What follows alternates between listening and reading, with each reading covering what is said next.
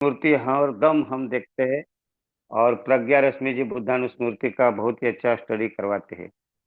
तो मुझे भी लगा कि बुद्धानुस्मृति बताना चाहिए, क्योंकि बुद्धानुस्मृति जो अपना विषय चल रहा है रोज का, सोमवार को आनापानसति, मंगलवार को मैत्री भावना और बुधवार को कायानुसति। तो आज बुद्धानुसति अर्थात बुद्धानुस्मृति लेना है। तो हम बुद्धानुस्मृति देखेंगे। तो बुद्धानुस्मृति अर्थात क्या है? तो बुद्ध ने 10 मूर्तियां बताई है। 10 मूर्तियां। और सबसे पहले यही कहा है कि हमारा ध्यान क्यों नहीं लगता। मैं कल अभी मैत्री भावना के समय में भी कहा कि हमारा ध्यान क्यों नहीं लगता। तो हमारी सती अर्थात स्मृति, हमें स्मृति में रहना पड़ेगा। और जब तक हम स्मृति में नहीं रहेंगे तो हम आगे नहीं बढ़ सकते। और इसीलिए स्मृति का बहुत ही, स्मृति अर्थात जागृति, और जागृति से अगर रहते हैं हम, तो निश्चित ही हम आनापान सति तक हम पहुंच सकते हैं, आनापान सति कर सकते हैं अच्छे से। तो ऐसी 10 मूर्तियां हैं। उस दिन मैंने कहा कि 4 स्मृति बताया। कौन सी 4 बताए? कि पहली है कि स्वयं के प्रति स्मृति रखना है। दूसरा, दूसरी औरों के प्रति अर्थात वस्तुनिष्ठ, अर्थात सभी प्राणी मात्रों के प्रति। हाँ, सभी जितने भी वस्तु है, प्राणी है, मात्रा है, सबकी। और तीसरी, हम निसर्ग के प्रति सती स्मृति रहना चाहिए। और चौथी कहा था कि सत्य के प्रति अर्थात बुद्धा के बुद्धत्व, जिसको हम बुद्ध कहते हैं। हाँ, प्रज्ञा चक्षु जिसको, निर्वाण उत्पन्न बुद्ध जिसको हम कहते हैं, सम्यक संबुद्ध बुद्ध के प्रति हमारी स्मृति अर्थात सत्य के प्रति हमारी स्मृति होना चाहिए। और फिर उसमें हमने स्मृति सांप्रजन्य भी होना चाहिए। तो 4 प्रकार के स्मृति सांप्रजन्य होते हैं। अतः स्मृति सांप्रजन्य का अर्थ क्या होता है? दरअसल स्मृति सांप्रजन्य का अर्थ होता है, अ, जैसे कि हम स्मृति कह दिया, लेकिन ये शब्द है स्मृति सांप्रजन्य। संप्रयुक्त माने साथ, संप्रयुक्त कहते हैं इसको। आपने ये शब्द सुना होगा, क्या कहते हैं? ये संप्रयुक्त बहुत बड़ा शब्द है। हम कहते हैं ना, उसमें क्या है? सोमनस्स सगतं दिठिगता संपयुक्तं असंखारिकं कामावचरं अकुशलं लोभ मूल चित्तम। ऐसा कहते हैं इसमें। उपेक्षा सहगतं,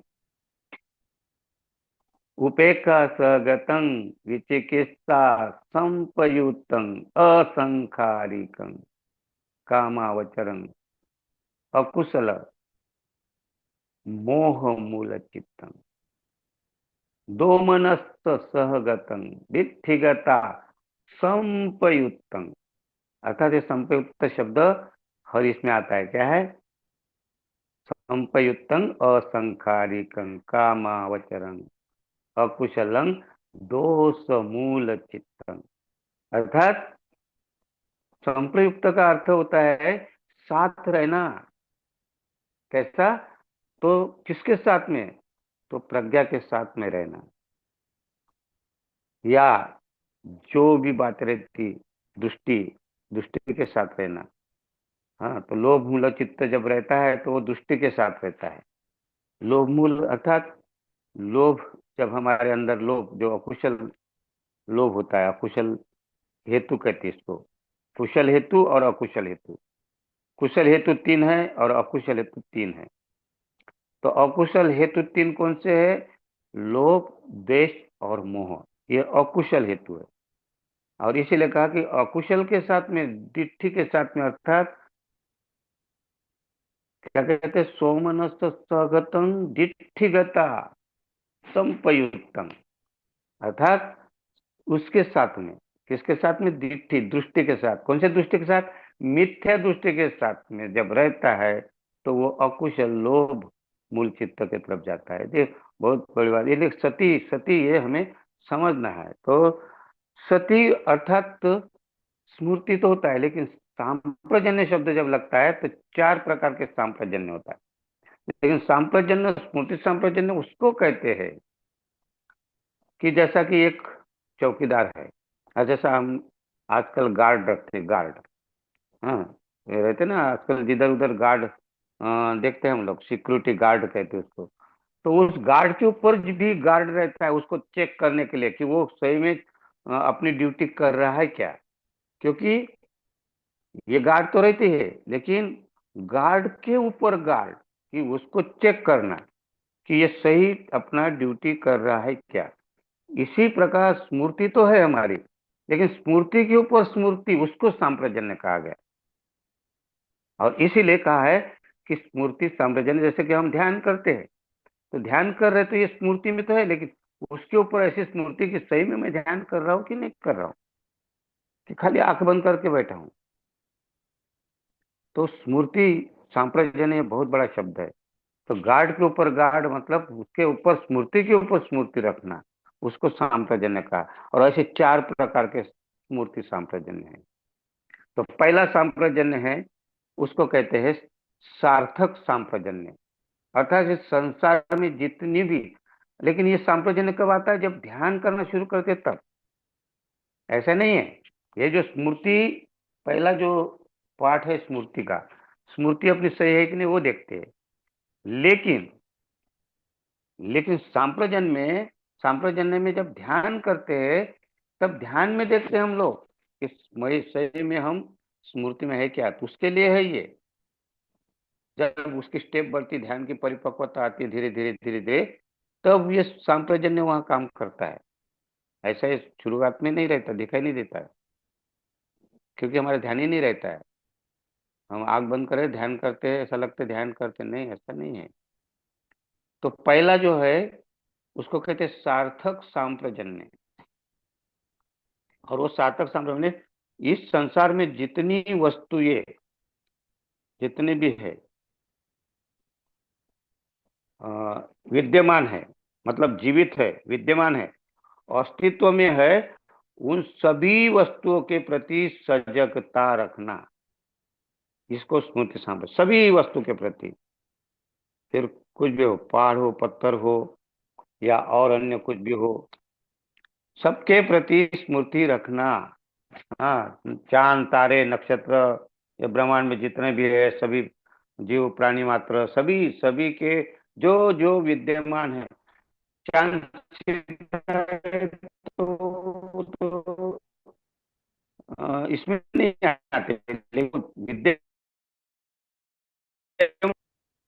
जो देखते तो जन्य, पहला कौन सा, संप्रजन्य। तो अब देखिए इसमें, जैसे कि हम लोग रास्ते में जा रहे और कोई आदमी मिला हमें, तो उसके प्रति, वो सजीव आदमी है, तो मैं जिस प्रकार मेरे लिए चाहता हूं उसके लिए भी हमें स्मृति में रखना है कि ये भी इंसान है, मैं भी इंसान हूं। भेद नहीं करना है यहाँ। इसको कहते हैं पहला स्मृति सांप्रजन्य। दूसरा है सत्प्राय सांप्रजन्य। लाभ, जो जो वस्तु में लाभ होता है, उस लाभ के प्रति क्या रहना है, स्मृति में रहना है कि मुझे लाभ हो रहा है। तो जो भी लाभ होता है इस संसार में सत्प्राय, तो क्या ये मैं जो लाभ मुझे हो रहा है वो सही रास्ते से मिला हुआ लाभ है कि गलत रास्ते से मिला हुआ लाभ है। तो ये देखना है मुझे, ये लाभ जो हो रहा है, हाँ, मुझे जो फायदा हो रहा है, मेरा जो फायदा है, लाभ हो रहा है, ये मुझे सही रास्ते से तो हो रहा है कि नहीं, या गलत रास्ते से मैं फायदा कर रहा हूँ। तो इसकी स्मृति रखना कि स्वार्थ के लिए तो नहीं, निस्वार्थपन तो है नहीं, इसमें स्वार्थ, मेरा स्वार्थ तो नहीं है। हाँ, उसमें देखना है अपने को स्वार्थी है कि निस्वार्थी है। तो हर वस्तु के प्रति लाभ, जो भी लाभ, जैसे कि आपको किसी को दान देना है, अभी दान देते हैं हम, तो दान के पीछे हमें फूल मिलता है या नाम देता है कि अमुक अमुक ने इतना इतना दान दिया, तो इसके, अगर उसने दान नाम नहीं लिया तो दुख हो जाता है, अरे मैंने पैसा दिया और दान नहीं लिया उसने, अरे बोलो उनको मेरा नाम, तो मैं बोलना बोलना पड़ता है उनको, तो वो नाम लेता है। तो उसके पीछे कहीं ना कहीं हमारा लाभ है, लोभ है। आकर्षण है, तो वो स्मृति नहीं है। इस प्रकार स्मृति इसका, जहां हमें देखना है कि मेरा जो रास्ता है सही तो नहीं है, मुझे जो लाभ हो रहा है ये सही रास्ते से तो नहीं हुआ या गलत रास्ते से आ रहा लाभ, तो उसके प्रति सतर्क रहना, उसको कहते हैं लाभ को सत्प्राय सांप्रजन्य। और तीसरा है गोचर सांप्रजन्य, इंद्रियों के प्रति सतर्क रहना, जो 6 इंद्रिय है, और इसके बारे में हम कई बार बताए। हाँ, इसके प्रति सजग रहना कि आंख से मैं जो देख रहा हूं, तो सभी वस्तु देख रहा हूं, तो मैं उसके प्रति मेरी स्मृति कैसी है, मेरा स्मृति मैंने कैसा है, तो ये स्मृति हमें ध्यान में रखना है। जैसा कि आप रास्ते में जा रहे और कोई आपका उधर से शत्रु आ रहा, जैसे ही शत्रु आ रहा है और आपका ध्यान परिपक्व होते जा रहा है, तो आपके मन में वो विचार नहीं आना करी तो मेरा शत्रु है, मुंह नहीं मोड़ना चाहिए। आपको उस समय समझना है, ये गोचर इंद्रिय समझ नहीं, ये तो मेरा शत्रु भले होगा, लेकिन वो तो परिवर्तन 1 साल के पहले झगड़ा जो भी हुआ होगा, लेकिन अभी हाँ मनुष्य तो बदल सकता है, तो उसके साथ में क्या व्यवहार करना चाहिए, मुंह मोड़ना चाहिए कि बात करना चाहिए, या क्या करना चाहिए, तो यहाँ स्मृति सांप्रजन्य, इंद्रिय गोचर सांप्रजन्य। और उसके बाद का चौथा जो है, वो जिस जिस वस्तु में मोह निर्माण होता है, अर्थात अज्ञान, मोह माने अज्ञान, तो जिस चीज में अज्ञानता भरी है, उस अज्ञानता के प्रति सजग रहना कि मैं ये जो कार्य कर रहा हूं, अगर बुद्ध को मैं फूल अर्पण कर रहा हूं तो मेरा उद्देश्य क्या है, मैं अज्ञानता उसको कुछ मांग तो नहीं कर रहा हूं कि भगवान मेरा ला अच्छा फायदा हो, पैसा मिले, मेरे घर में सुख समाधान आए, तो ये अज्ञानता वश है। मुझे तो ये कहना कि बुद्ध आप जो बने हैं, हाँ, फूल के समान आपके गुण है, ऐसे गुण आपने विकसित किए, वैसे मैं भी अपने अंदर विकसित करूं। ये बातें अगर आती है तो आप सांप्रजन्य में है, और नहीं है तो आप सांप्रजन्य के बाहर है। इस प्रकार 4 सांप्रजन्य है। तो इसलिए इसमें तो डिटेल तो, आपको डिटेल तो बहुत बड़ी बात है, लेकिन ये साहजिक के रूप में सती इसको कहा गया है। और फिर यहाँ से ऐसे 10 मूर्तियां में आते हैं। तो पहली स्मृति है बुद्धानुस्मृति, दूसरी स्मृति है धम्मानुस्मृति, तीसरी स्मृति है संघानुस्मृति, चौथी स्मृति है शिलानुस्मृति, पांचवी है त्यागानुस्मृति, छठवीं स्मृति है उपशमनानुस्मृति, उपशमनानुस्मृति,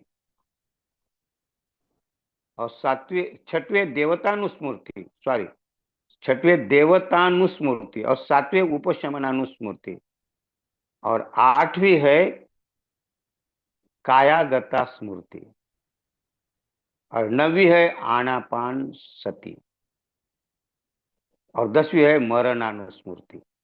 यह 10 मूर्तियां है, और 10 मूर्तियों में से हम धीरे धीरे एक स्मृति में करते करते मरण स्मृति तक जाते हैं। तब हमारी स्मृति धीरे धीरे धीरे धीरे बढ़ते बढ़ते बढ़ते बढ़ते हम सांप्रजन्य की तरफ जा सकते हैं। तो पहली स्मृति है हमारी, हमारा मन सचेत करने के लिए बुद्धानुस्मृति करना चाहिए। और इसीलिए बुद्धानुस्मृति कैसी होती है, रोज करते हैं, लेकिन बुद्धानुस्मृति हमारे अंदर वो विकसित हो ही गया। तो इसीलिए सबसे पहला शब्द है, हम 3 बार कहते हैं, और हर कोई भी कार्यक्रम, कोई भी कार्य शुरू कर, कौन सी भी वंदना शुरू करने के समय उसी को कहते हैं हम, नमो तस् भगवतो अरहतो सम्मा संबुद्धस्स। ये जो वाक्य है, इस वाक्य कोई नहीं, इसी शुरुआत करते हैं। आप इसको मंत्र भी कह सकते हैं, नमो तस् भगवतो अरहतो, यहाँ से शुरुआत होना चाहिए। और जो भी है, मित्र हो, सहायक हो, इनको तो यहाँ से शुरुआत करना चाहिए। यही अगर हम समझे नहीं तो आगे कैसे बढ़ सकते। यही बुद्धानुस्मृति है, नमो तस् भगवतो अरहतो, ये बुद्धानुस्मृति है। हाँ, फिर हम देखते त्रिरत्न वंदना में कहते ना, क्या कहते त्रिरत्न वंदना में, इति पिसो भगवा अरहन सम्मा संबुद्धो। हाँ, ये स्मृति है, अर्थात हम गुणों को देखते हैं बुद्ध के, उसमें जो गुण है बुद्ध के वो देखते हैं। लेकिन शुरुआत जो बुद्ध ने, बुद्ध नमो तस् भगवतो, तो क्या है नमो मान क्या है? हम नमो तस् का अर्थ जानते हैं क्या? हाँ, जानते हैं ना, लेकिन मानते नहीं। मानते नहीं ना, जानते हैं। तो कभी कभी मानते नहीं है, मानते हैं और जानते नहीं। ऐसा भी होता है। मानते हैं हम लोग, हाँ नमो तस्सै है, लेकिन जानते नहीं। दोनों बातें देखिए, जानते हैं मगर मानते नहीं, और मानते हैं मगर जानते नहीं। हाँ, बोल रहे सदियों से बोल रहे, और बहुत सारे अच्छे बोल रहे, बहुत सारे उपासक सारे भारत भर के बोलते हैं नमो तस्सै भगवतो, चालू करो। क्या होता है अर्थ? नमो माने क्या? ये शब्द कहाँ से आया? किसने सुना? अब अगर अगर इसके कहाँ से आया अगर बोले तो बड़ी मुश्किल हो जाएगी, असमंजस में पड़ जाएंगे। बहुत सारे लोग विद्वान हैं, वो पूछेंगे अरे ये कहा, इसलिए मैं छोड़ रहा हूँ उसको। जब हम उस परिपक्व हो जाएंगे, आमने सामने अपना मुकाबला होगा धम्म शिविरों में, तब मैं बताऊंगा कहाँ से आया। तो खाली इतना ही समझना है कि नमो तस्स, नमो और तस्स माने उसको, उनको, उनको नमन करता हूँ। किनको नमन करता हूँ? उनको। तो किसको नमन करता हूँ? तो यहाँ शब्द है न। न माने क्या होता है? नरक। और मोह का अर्थ होता है मोक्ष। नरक और मोक्ष, नरक से मुक्ति। तो जिसने नरक से मुक्ति पा ली उसको नमन करता हूं। नमो तस्स का अर्थ, जिसने नरक से मुक्ति पाई, नरक से मुक्त हो गया, उसको मैं नमन करता हूं। अब आज तक सुनाई आया नहीं होगा, पढ़े होंगे तो जाने होंगे, लेकिन न का अर्थ नरक यहाँ असंपन्न हो जाता, हो जाता है।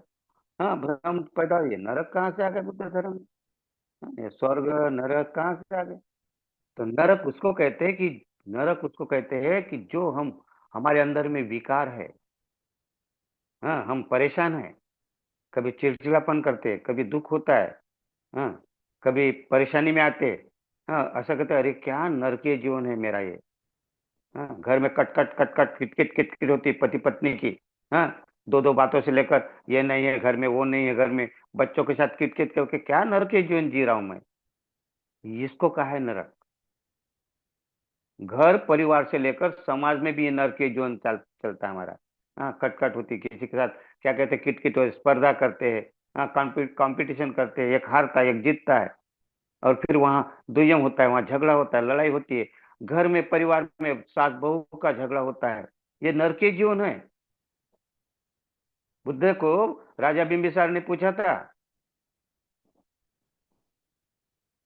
मेरा आधा राज्य आप चलाओ, मैं चलाता हूँ, दोनों मिलकर आधा आधा राज्य चलाएंगे, तुम काहे को संन्यास, क्यों संन्यास के लिए? कोई जरूरत थी क्या? आओ, हम दोनों करते, अगर वहां से निकाल दिया तुमको। बुद्ध ने क्या कहा, सिद्धार्थ गौतम ने कहा कि महाराज आप देखिए, कितनी बड़ी बात कही राजा बिंबिसार ने। वही राजा बिंबिसार कि एक राज्य को मिलाने के लिए लड़ाई करता है, युद्ध करता है, और अपना विस्तार करता है राज्य का। मगधराज, मगधराज कितना बड़ा राजा, एक एक राज्य को जीतने के लिए कितने बार लड़ाई करता है। चंपा में, हाँ, चंपा नाम का जो थे ना, अंग, मंग, वंग, हाँ, ये जो उस समय के जो छोटे छोटे राज्य देश थे, कितने बार लड़ाई किया उसको अपने अपने हासिल करने के लिए, अपना राज्य बढ़ाने के लिए। और वो राजा बिंबिसार कहता है सिद्धार्थ गौतम के, अरे तुम आधा राज्य तुम करो, आधा राज्य करो।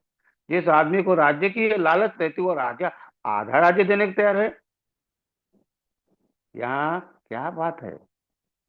हाँ, एक रुमाल देने के लिए इच्छा नहीं होती, घर का एक गिलास देने के लिए किसी को इच्छा नहीं होती कि आ गए ले ले मेरे घर का एक गिलास, या एक थाली है मेरे को, 10 थाली है, एक थाली लेके जा, किसी को देने की इच्छा नहीं होती है। और एक राज्य की बात कर रहे हैं।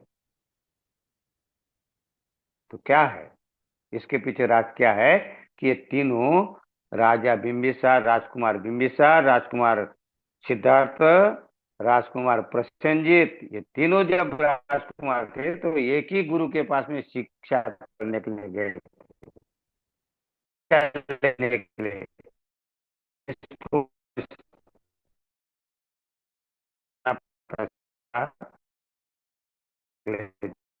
तक फिर उनके अर्जुन का स्वभाव किस प्रकार मानिक, इसी राज्य में तुमको है, पता चलने के लिए तुम इतना तो तुम छोड़ दो, मेरे पास में रहो। ऐसा ही नहीं, वो जानता था कि राजकुमार कम आदमी नहीं, बहुत प्रामाणिक है और ये नहीं रुकने वाला।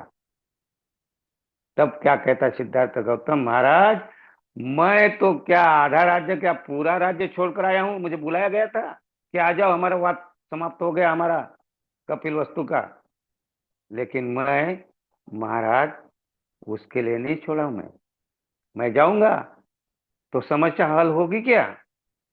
समस्या तो वैसी रहेगी ना। वो तो बड़े राज्य की समस्या, एक राज्य के दूसरे राज्य में एक कोली और शाक्य कोली का झगड़ा मिट गया, ठीक है कुछ दिन के लिए, लेकिन समस्या हल हुई क्या? घर घर में समस्या है। हाँ, भाई भाई से लड़ रहा है, माँ बाप से लड़ रही है, बाप माँ से लड़ रहा है, बाप बेटे से लड़ रहा है।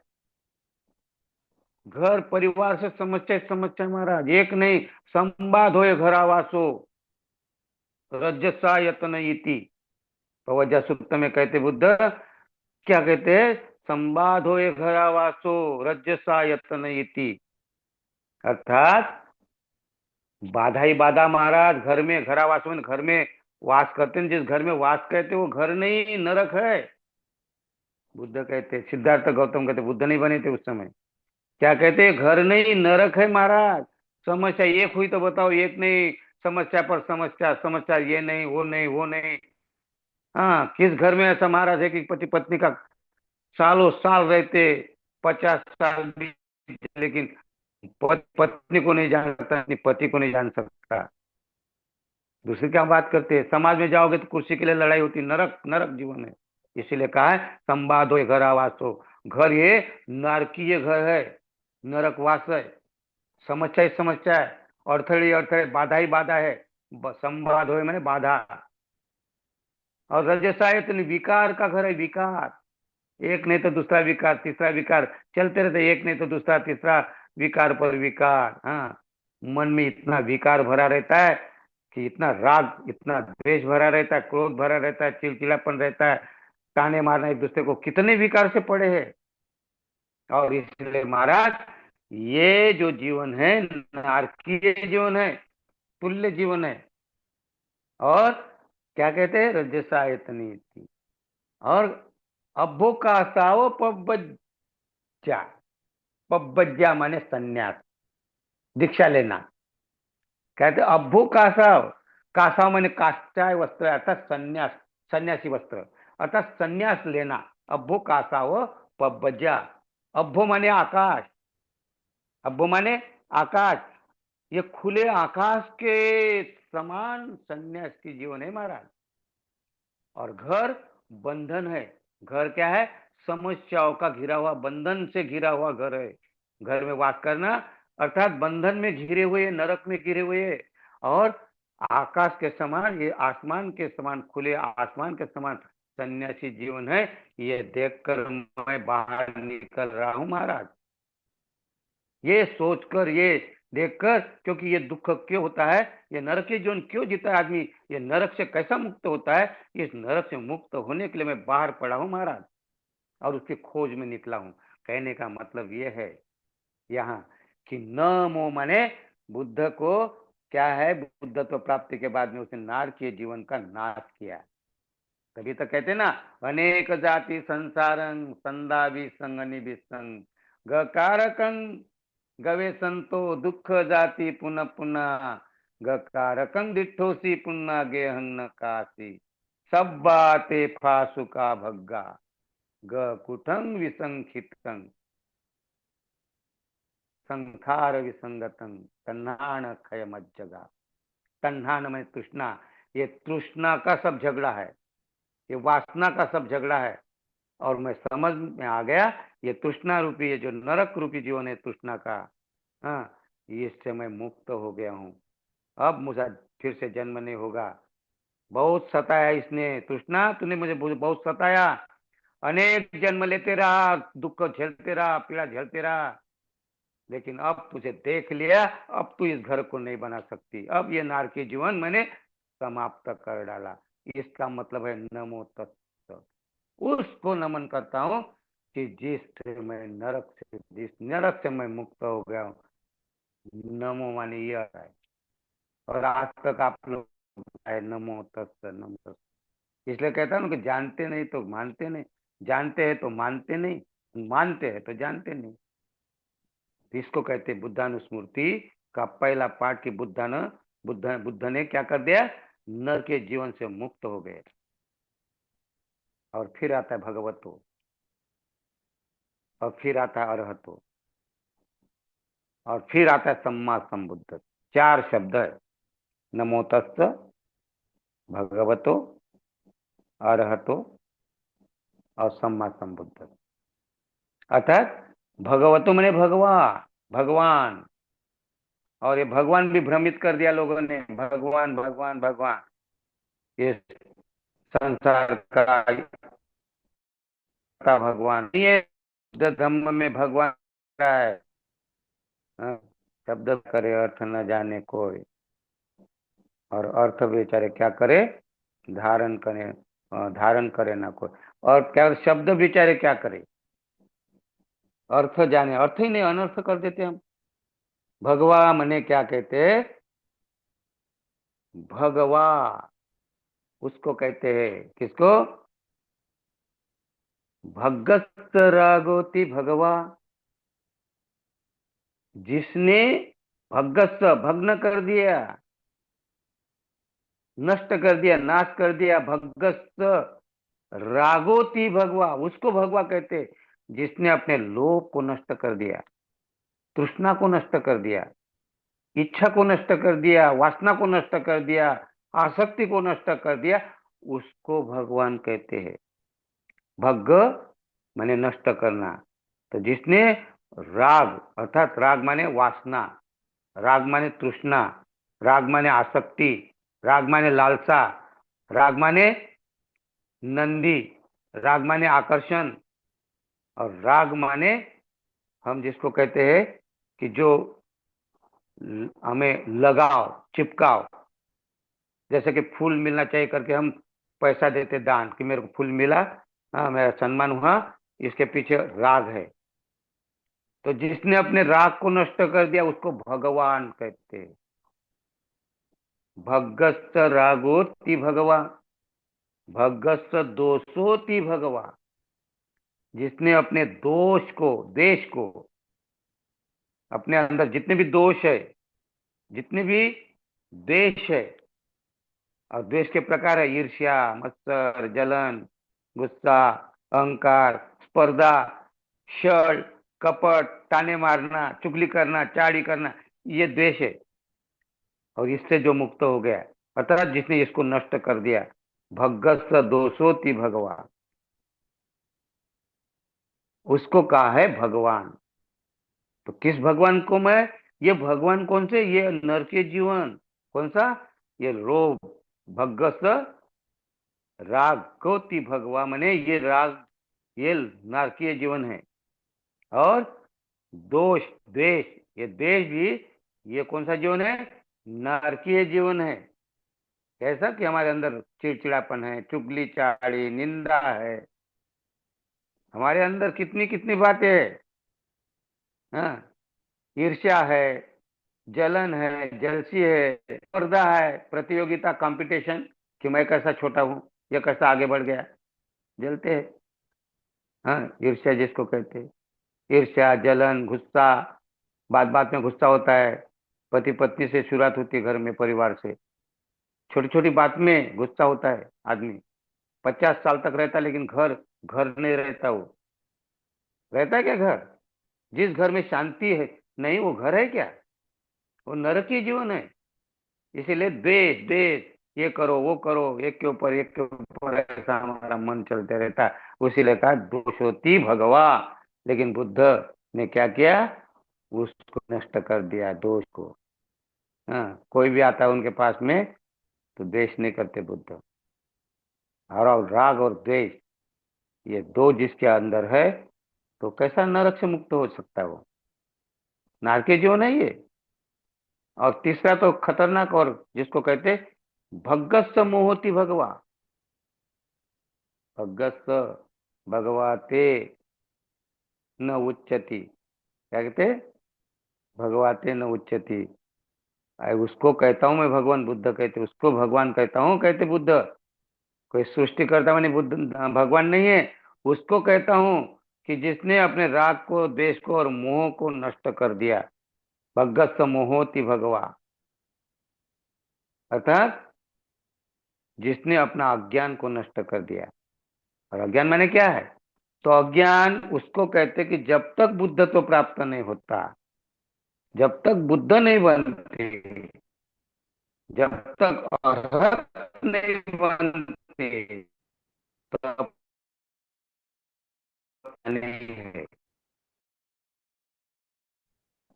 आप के दो बुद्ध होता है, पहले बंद आ गया संयोजन, तीन बंद है, टीवी,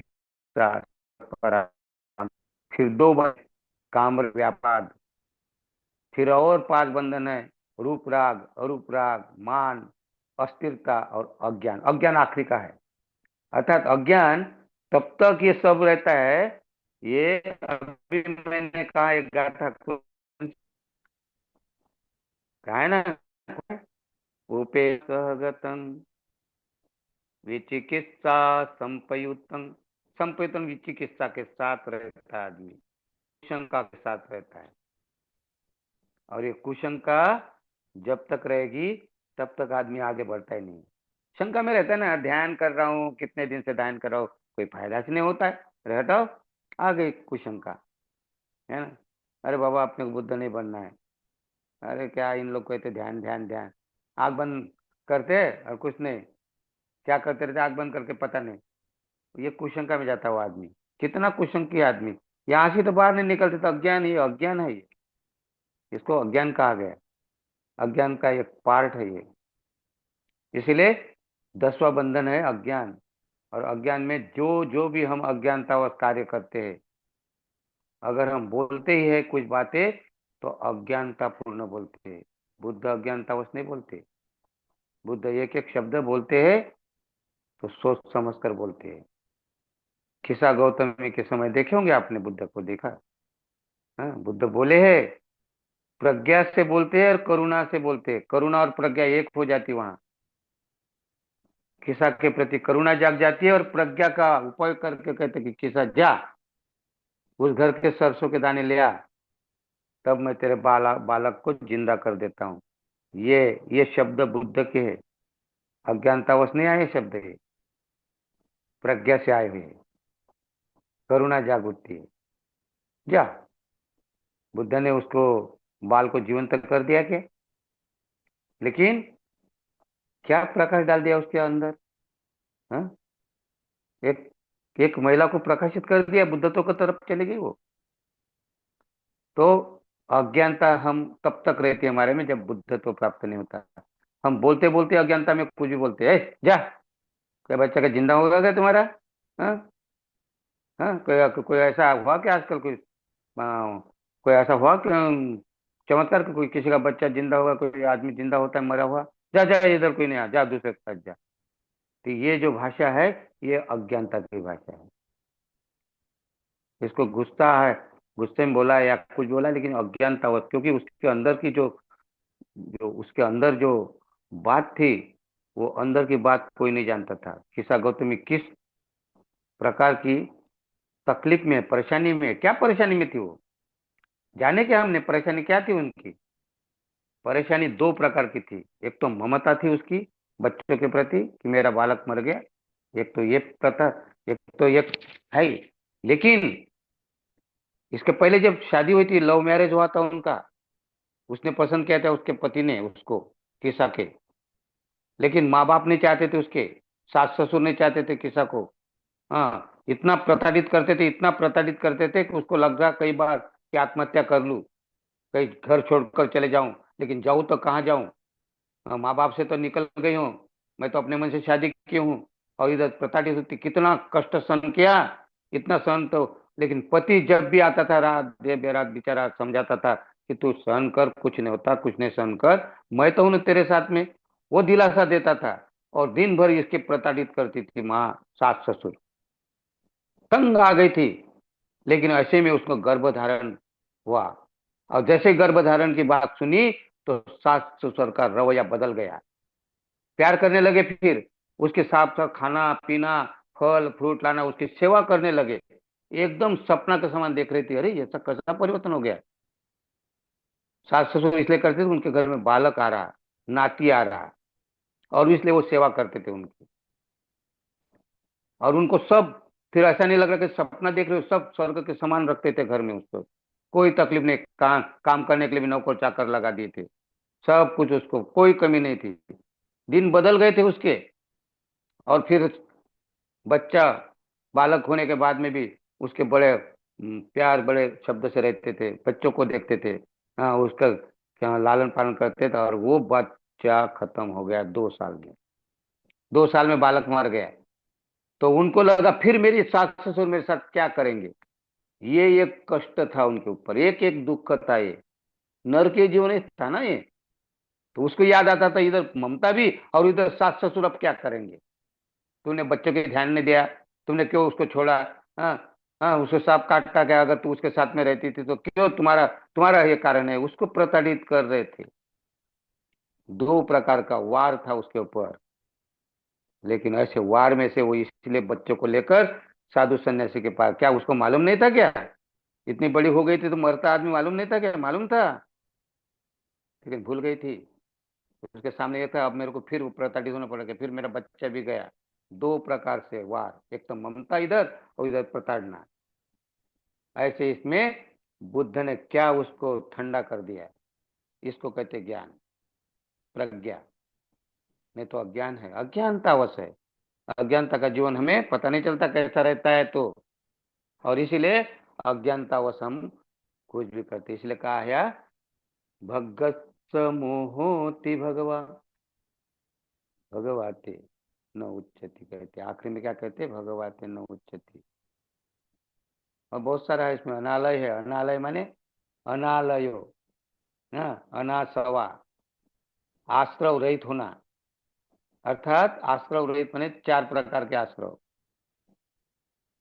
जो इससे मुक्त होता है उसको, जो आश्रव से मुक्त होता है, जो आश्रव में पड़ा है, वो मुक्त नहीं है, वो नरकीय जीवन है। तो इसलिए कहा है नमो तस्ස भगवतो। ऐसे भगवान को मैं नमन करता हूं कि जिसने नारकीय जीवन से अपने को मुक्त कर दिया। उस भगवान को नमस्कार करता हूं। उस भगवान को नमन करता हूं कि जिसने अरहत पद प्राप्त किया। और अरहत माने क्या? अरहत माने वही 10 बंधन तोड़ना है। लेकिन उसके पहले क्या करना है? उसके पहले 6 बातें हैं। उसमें निपुण होना पड़ता है औरत के लिए। 10 बंधन तो बाद में आता है। ऐसा ही नहीं है, अनागामी होने तक 5 बंधन रहते हैं। 5 बंधन से मुक्त होता है उसको अनागामी कहते हैं। लेकिन उधर जो 5 बंधन है वो रूप राग, अरूप राग, मान, स्थिरता और अज्ञान, ये 5 बंधन तोड़ने के बाद वो अरहत होता है। तो उसको भी तोड़ने के पहले उनको 6 बातों की आवश्यकता पड़ती है।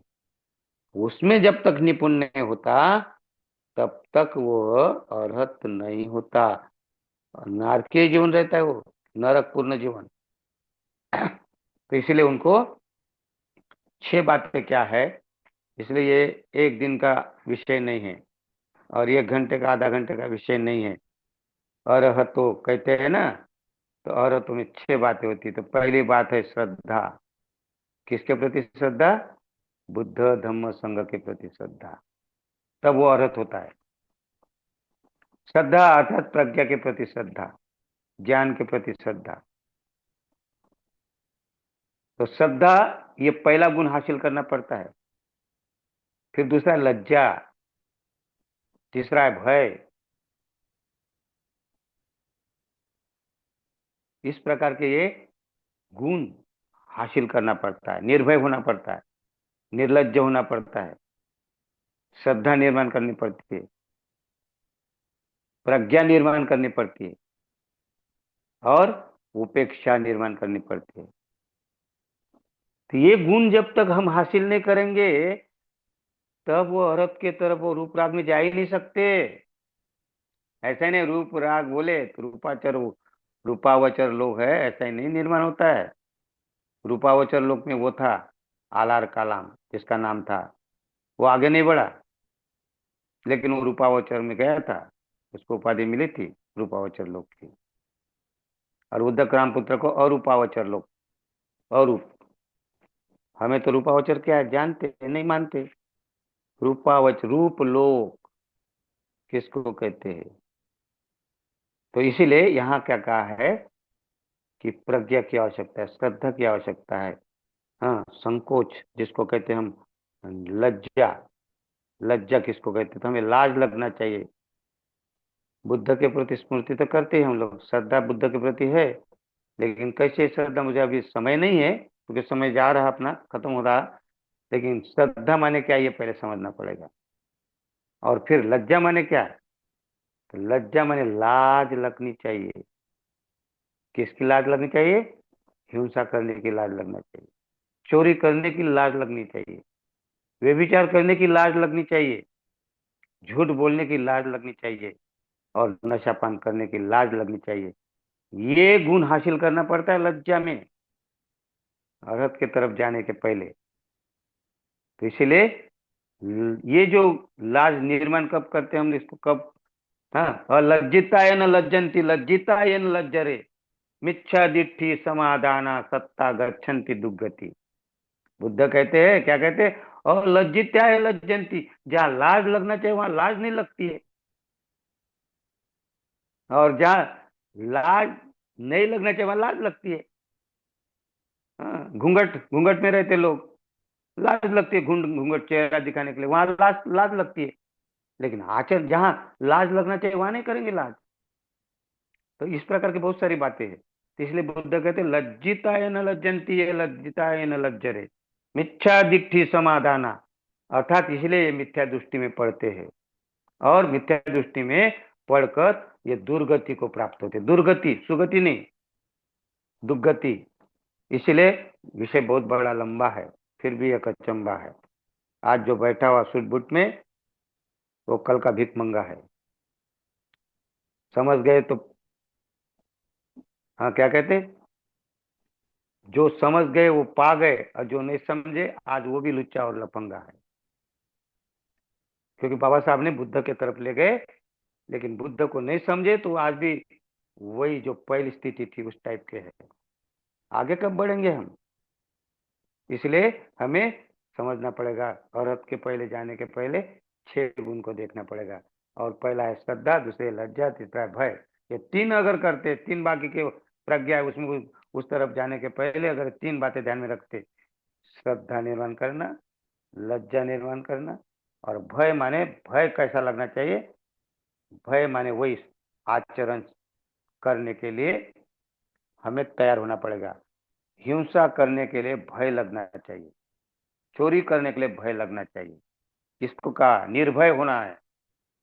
और तब हम निर्भय होकर आगे आगे के आदमी के साथ में बात कर सकते। बाबा साहब, हाँ, बाबा साहब ने आज जीवन कभी भी ना ताड़ी पी, ना बीड़ी पी, ना शराब पी, और डंक की चोट पर आवाज करते थे, अंग्रेज भी डर जाते थे उनकी आवाज पे। अंग्रेज को मानना पड़ता था, बाबा साहब सही बोल रहे। बोधिसत्व ऐसे ही होते हैं। कोई सिल के ऊपर, कोई उनके ऊपर उंगली उठा सके? आज तक कोई उठा सकता है कि बाबा साहब के? इतना शीलवान थे, इतने प्रज्ञावान थे, इतने वीर्यवान थे, और इतने ही शांति के भी प्रतीक थे। 6 पारमिताओं में पारंगत थे, दान, शील, नहीं क्या, शांति, प्रज्ञा, वीर्य और समाधि। हाँ, वीर्य, समाधि और प्रज्ञा, ये 6 पारमित में पारंगत थे। ऐसे ही नहीं थे बोधिसत्व बाबा साहब। और इसीलिए ऐसे बाबा साहब के द्वारा हमें बुद्ध दिया है, और उस बुद्ध ने क्या कहा कि नमोतस्त बुद्ध को कहते हैं हम, तो क्यों कहना चाहिए ये हमें समझना चाहिए, तभी हम बुद्धानुस्मृति कर सकते हैं, बुद्ध की तरफ जा सकते हैं। तो मैंने आपके सामने रखने की कोशिश की, आपने सुना। आपके अंतर्मन को प्रणाम करता हूँ और यहाँ ही रुकता हूँ। मैं